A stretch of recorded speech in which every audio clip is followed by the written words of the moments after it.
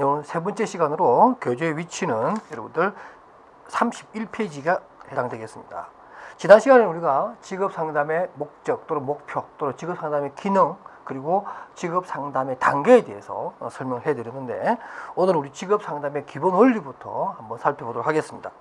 먼저 여러분들 교재 31페이지 보게 되면 제 아랫단에 12번 문제 비스텍의 직업 상담 기본 원리 이런 말이 있고요. 그 다음 장 넘기시면 또 32페이지 아랫단에 보시게 되면 직업 상담의 기본 원리 이런 게 있습니다. 그래서 최근에는 직업 상담의 기본 원리라고 하는 32페이지 아랫단의 문제가 더 중요하지만 과거에는 이러한 그 직업 상담의 원리를 많이 얘기하기 이전에 31페이지에 나오는 비스텍의 상담 기본 원리도 시험에 간혹 나왔더랬습니다. 그러니까 이것을 여러분들 한 번 더 살펴볼 필요가 있어요. 그래서 먼저 32페이지 제일 상단에 있는 비스텍이 말하는 개별화의 원리부터 비밀 보장까지 7개를 간단하게 살펴보도록 하겠습니다.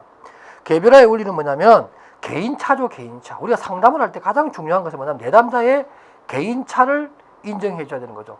뭐 상담 이론으로 보면 현상학적인 장애라고 그럴 수 있는데 사람마다 그 사람이 살아온 환경, 경제적인 여건, 교육 정도, 여러 가지 그 사람이 둘러싸고 있는 지역적인 환경, 그 나라의 고용정책, 법규, 법률 다 다르단 말이죠. 그러니까 그런 것들을 우리가 충분히 염두에 두고 개별적인 사안으로 볼 수 있는 그러한 시각이 필요하다.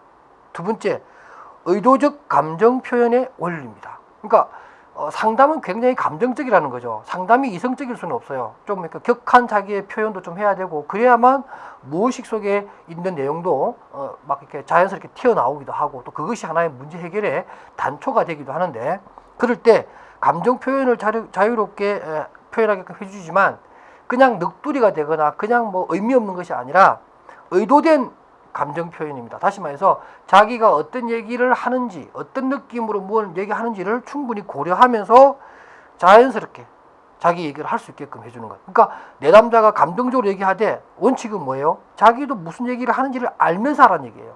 그건 모르게 되면 그건 넋두리에 불과합니다. 그 다음에 세 번째가 통제된 정서관의 원리라고 해서 객관성을 유지하는 겁니다. 비록 내담자가 막 격하게 얘기할 때 하더라도 상담자는 늘 그러한 것들 선택적 경청, 여러분도 그런 말 많이 들어보셨을 거예요. 선택적 경청을 해주되 선택적으로 경청하라. 그러니까 얘기를 들어주지만 그 내용에 있어서 상담에 필요한 부분과 필요 없는 부분 또는 내담자를 이해할 수 있는 단초가 되는 것과 그렇지 않는 것들을 구분하면서 들어줘라. 그러나 제일 중요한 것은 그 두 번째 줄에 나오는 제가 줄 꺼놨죠. 감정의 고도에 편성하라. 굉장히 중요한 거예요. 이게 내담자가 막 나름대로 자기의 격한 감정을 얘기하는데 상담자는 아주 멀뚱멀뚱하게 아주 그냥말로 시크하게 앉아있으면 쿨하게 앉아있으면 그건 좋은 거 아니죠. 예를 들면 뭐 내담자는 막 죽고 싶다고 막 얘기를 하는데 막 있으면서 뭐 그거 갖고 죽으려고 그래요. 뭐 이러면 안 된다는 거죠. 내담자가 막 자기 나름대로 격하면은 고개 끄덕거려주고 경청해주고 공감해주면서 아 그런 일이 있었군요. 그래요. 얼마나 힘들었겠어요. 저도 선생님 입장이라면 그런 모진 생각도 할 수 있었겠다. 지금 생각해도 그러네요. 이렇게 같이 올라가 줍니다. 감정이 올라갈 때 같이 쭉 올라갔다 편성해 주는 거죠. 그러다가 또 떨어질 때 같이 떨어져주고 그렇게 함으로 해서 내담자가 어떤 진술을 하는데 부담감을 느끼지 않도록 해주는 것 굉장히 중요한 거예요. 그 다음에 수용의 원리입니다. 말 그대로 들어주고 받아주고 일단은 수용해준다. 그 다음에 비판단적 태도의 원리. 그러니까 비판하지 마라, 판단하지 마라 뜻이에요. 일단 다 들어주고 나의 그 들어주는 얘기의 중간중간에 내 개인적인 주관적인 판단을 하는 게 안 좋다라는 거예요. 그 다음에 자기결정의 원리입니다. 굉장히 중요하죠. 결국은 직업 상담도 그렇고 일반적인 상담은 자기 스스로 어떤 문제를 직면하고 대결해서 스스로 풀 수 있도록 도와주는 그런 것이고 결과적으로는 의사결정입니다. 어떤 행동을 하기 위한 의사결정이든 뭘 선택하기 위한 의사결정이든 그 사람의 의사결정 능력을 키워주고 또 스스로 하게끔 해주는 게 상담의 기본 원리다.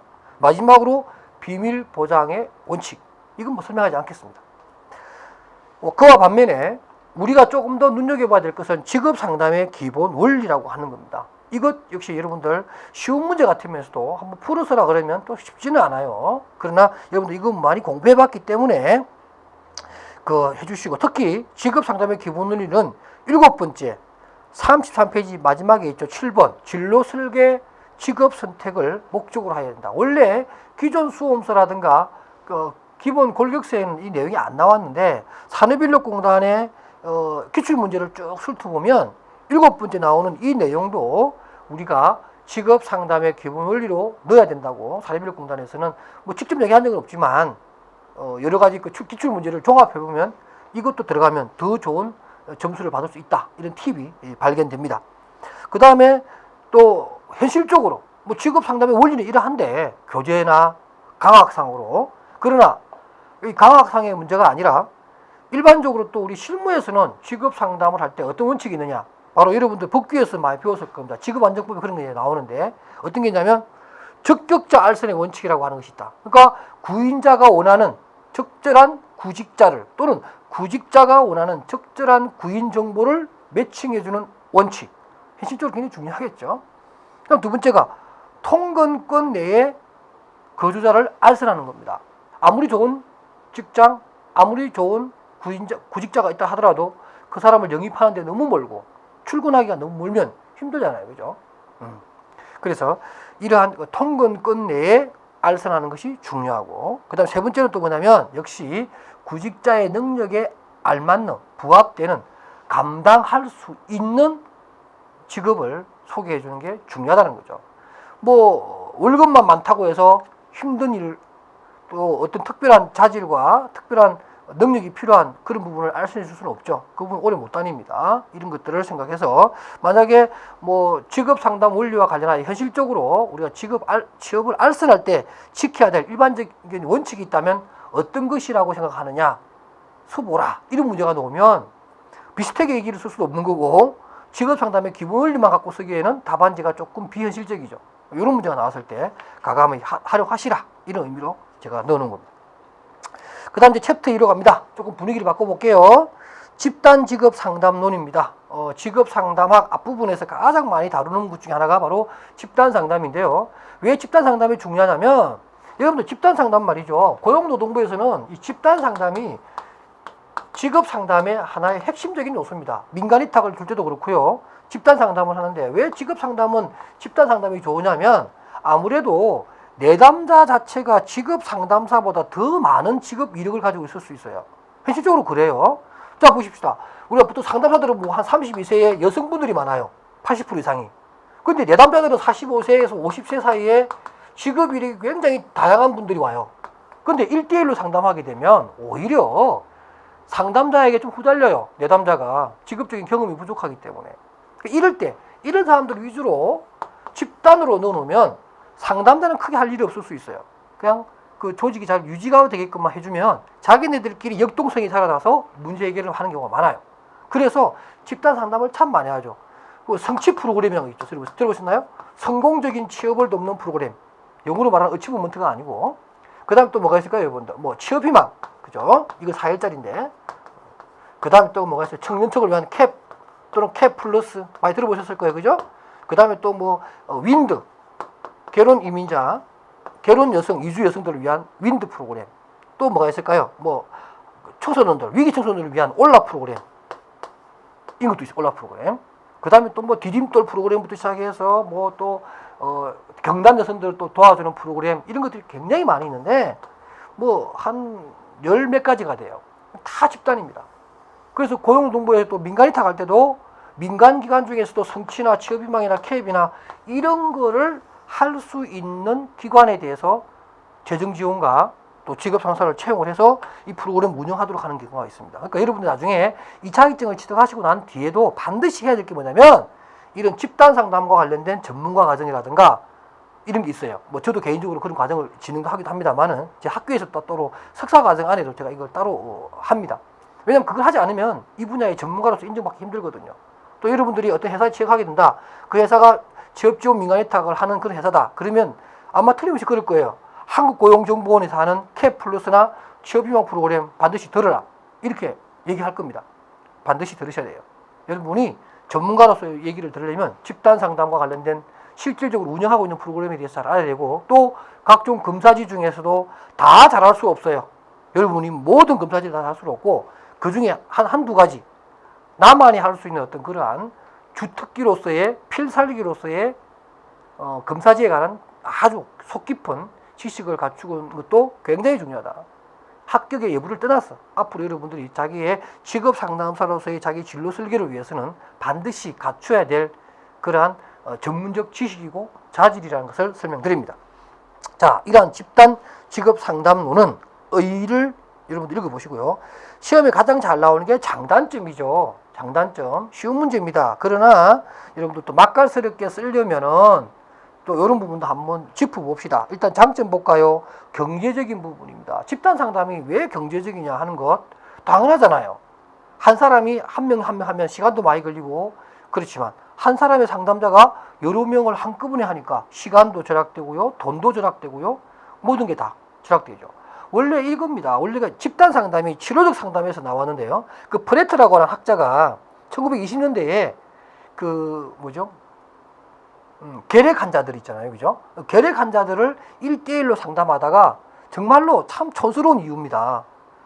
의사 수가 너무 부족해서 할 수 없이 자기 혼자 많은 환자를 대하다 보니까 여러 명을 한꺼번에 모아놓고 결핵 환자들에 대한 그 치료 생활에 적응할 수 있는 그러한 집단 상담을 진행해 봤더니 사람 부족해서 한 궁여지책으로 한 건데 오히려 그게 더 치료적인 효과가 더 크더라는 거죠.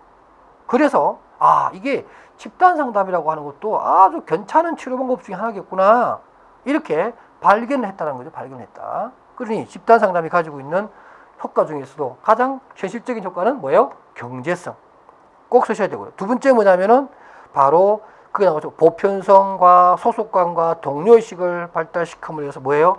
집단성이 가지고 있는 어떤 그러한 내용들을 서로가 공유하면서 자신의 감정, 동병상련이잖아요. 그죠? 비슷한 처지의 40세에서 54세에 실직을 한 사람들의 얘기니까 자기들 얘기입니다. 그 주고받으면서 그 안에서 문제를 구체화시키고 해결점도 찾는 그러한 내용을 할 수가 있습니다. 그 다음에 다양한 성격의 소유자들과 접하게 됨으로써 학습 경험을 풍부하게 할 수 있다.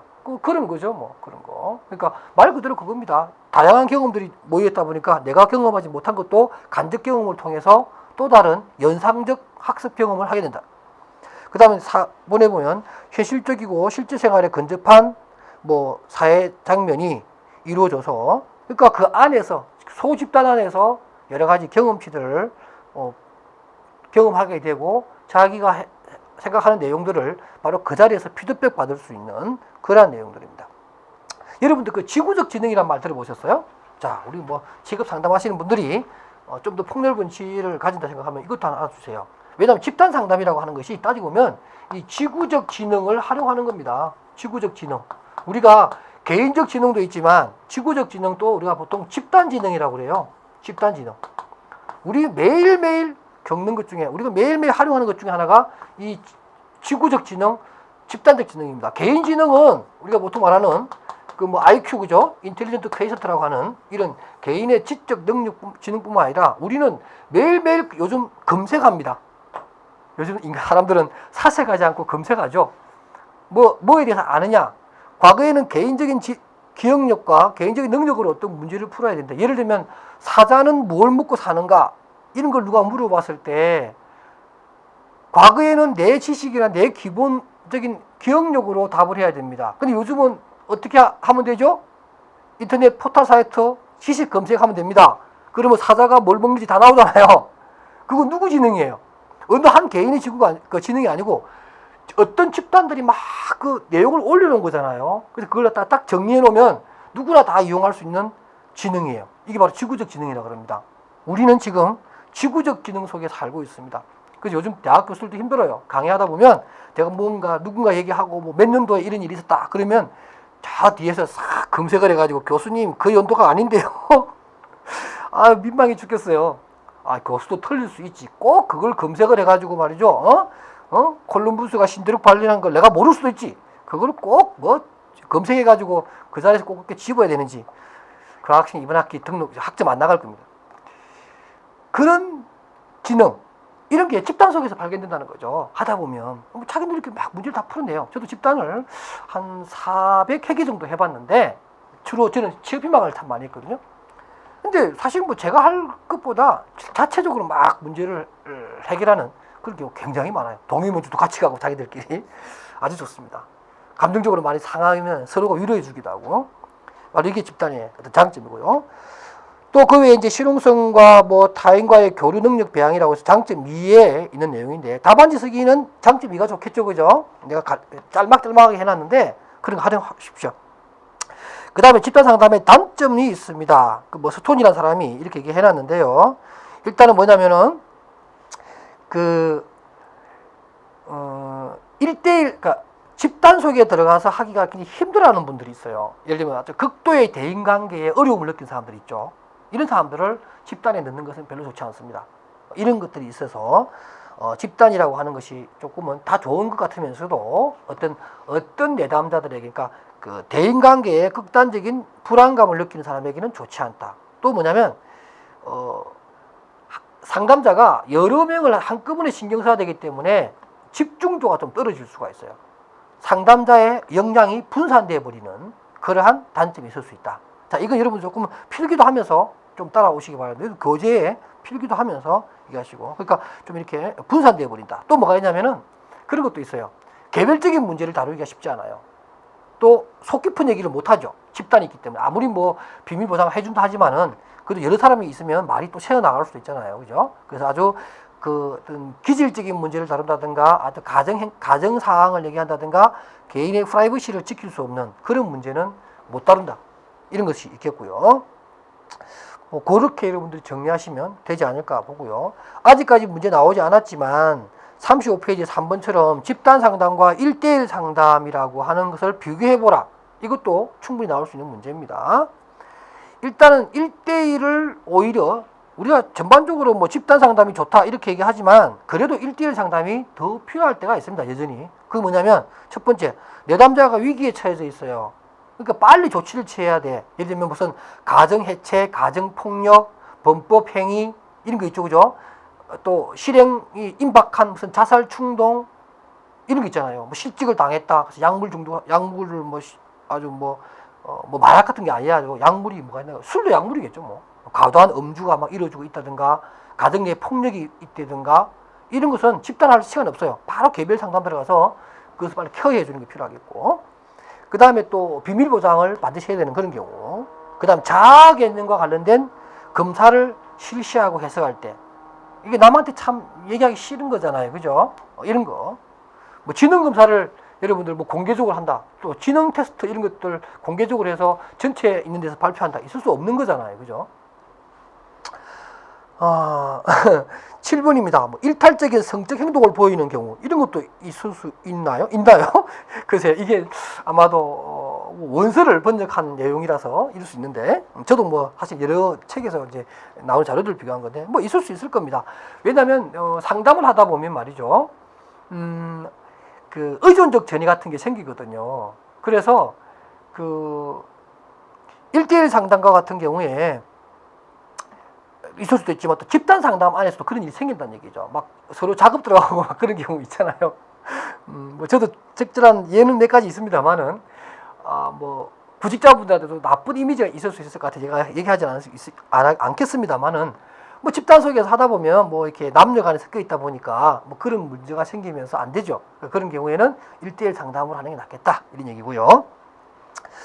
그 다음에 집단 상담과 관련해서 이제 구성의 문제입니다. 그래서 35페이지 밑에 보면 집단 구성원을 선정을 할 때 굉장히 중요한 거예요. 이런 원칙을 지킵시다.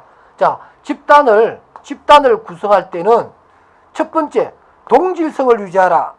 그러니까 직업 경험이라든가 나이라든가 이런 것이 조금 비슷한 사람들 수준에서 어떤 동질성을 유지하는 것이 좋겠다.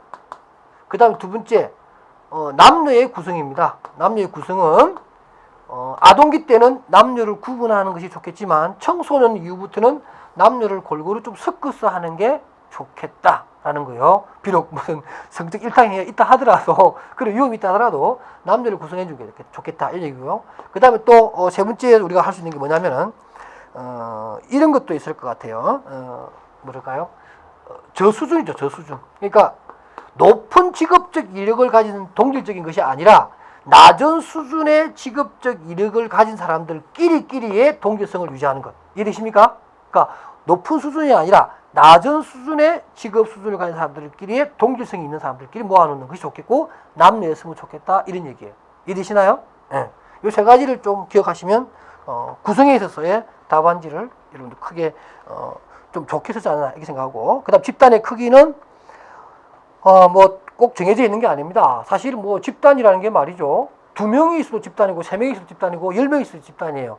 근데 어떤 인원이 가장 적합한가, 현실적으로 이건 그렇게 썩 중요한 문제가 안 될 수 있어요. 그러나 보통 우리가 산업인력공단에 나온 문제들을 보면 몇 년 동안 문제를 보면 다 답이 달라요. 그래서 그 최수치를 뽑아보면 6명에서 14명이 가장 무난한 답입니다. 만약에 뭐 구체적으로 몇 명 중이 좋냐 이렇게 하면 6에서 14명이라 하시고요. 그러나 뭐 현실적으로 이건 별로 좋지 않아요. 다만 집단이 구성원이 많을 때와 적을 때의 차이점을 써보라, 이런 문제는 굉장히 좋은 문제입니다. 그래서 제가 책에 적어놨죠. 집단 구성원이 너무 적어요. 한 3명, 4명밖에 안 된다. 그러면 이게 어떤 지구적 기능이 일어나지 않는다는 거죠. 집단성이라든가 역동성이 일어나지 않는다는 거죠. 우리가 보통 뭐라 해요? 그 역동성, 또 뭐라 그러냐면 집단 풍토라고 해요. 여러분도 혹시 책을 보면 이런 말 쓸 겁니다. 집단 풍토. 이 풍토 이렇게 하니까 좀 말이 좀 부정적으로 들리는데 뭐 안 좋은 풍토 이런 뜻인데, 집단 풍토란 말은 뭐냐면 역동성입니다. 그 집단이 가지고 있는 어떤 동질성이 서로 상호작용을 해서 서로가 서로에게 좋은 영향을 미치는 이러한 것을 집단 풍토라고 해요. 이런 것이 살아나야 되는데 너무 집단이 적으면 안 된다. 또 너무 많으면 오히려 소규모 그룹끼리 그룹 활동을 하게 되는데 서로 배타성 있는 하부 조직이 생기게 되고, 그래서 상담이 좀 삐끄덕 되는 경우가 있습니다. 상당히 어려운 부분이 있고요. 위험천만한 일이 벌어지기도 하는데 막 경쟁심이 생겨가지고 집단이 같이 모여있지만 따로 노는 이런 일도 있을 수가 있습니다. 현실적으로 여러분들 그 취업지원 민간위탁을 하는 기관에 가보면 집단이 막 23명씩 있는 경우도 있어요. 제가 그걸 한 번씩 그 슈퍼비전 하러 가보면, 야, 저게 가능할까? 근데 아주 정형화되어 있는 틀에서 이루어지는 경우는 가능한데요. 그건 바람직하지 않은 것 같아요. 그러나 뭐 어떤 수익성의 문제도 있고 경제성의 문제도 있기 때문에 뭐 어쩔 수 없이 그렇게 한다는 건 알고는 있지만, 적어도 집단 상담에 직업 상담과 관련된 거는 한 10명 선에서 하는 게 가장 좋지 않나, 저는 많은 경험에 비추어 봤을 때 그렇게 생각합니다. 그다음 모임의 빈도, 뭐 한마디로 요약합니다.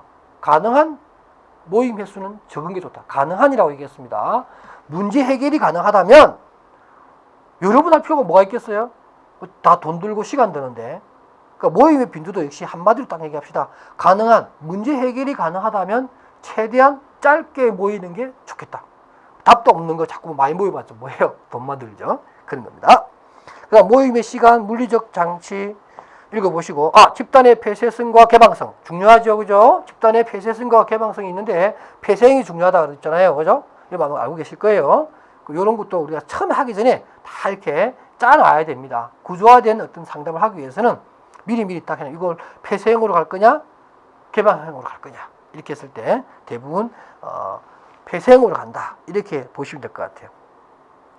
37페이지 제 상단에 보면 답안 작성 도움이라고 해서 집단 상담에 있어서의 장단점, 그 다음에 또 유의사항, 또 구성에 있어서 여러 가지 내용들, 또 진행자의 자질, 이런 것들이 굉장히 시험에 잘 나온다 말씀드렸고요. 특히 여러분들 37페이지에 보면 집단 직업 상담의 목적은 1차에서도 잘 나오고 2차에서 나오니까 알겠지만, 특히 자질이요. 이거 최근에 2차 시험에 나왔던 부분입니다. 집단 직업 상담의 자질. 그러니까 이거와 비슷하게 나오지는 않았는데, 요 내용을 알았다면 아주 잘 쓸 수 있는 이런 문제가 나온 적이 있어요. 그래서 제가 이걸 부랴부랴 집단 직업 상담자의 자질도 좀 필요하겠다 해서 제가 넣어 놓은 건데, 그거 보면은 제가 먼저 제시한 답에 보면은 집단 상담자의 자질로는 인간 행동의 깊은 이해력, 그 다음에 행동 및 태도의 의미를 명료화시키는 능력, 집단에서의 몰입 및 상호 교류의 속도, 깊이를 관리하는 능력, 행동 변화를 위한 실천 노력을 촉진하는 능력, 이런 것들이 집단 상담을 운영하는 워크라 그래요. 워크. 보통 우리가 상담에 있어서 상담자를 카운셀러라고 하는 반면에 집단 상담에 있어서 상담자를 워크라는 이름으로 약간 계획이 조금 떨어져요.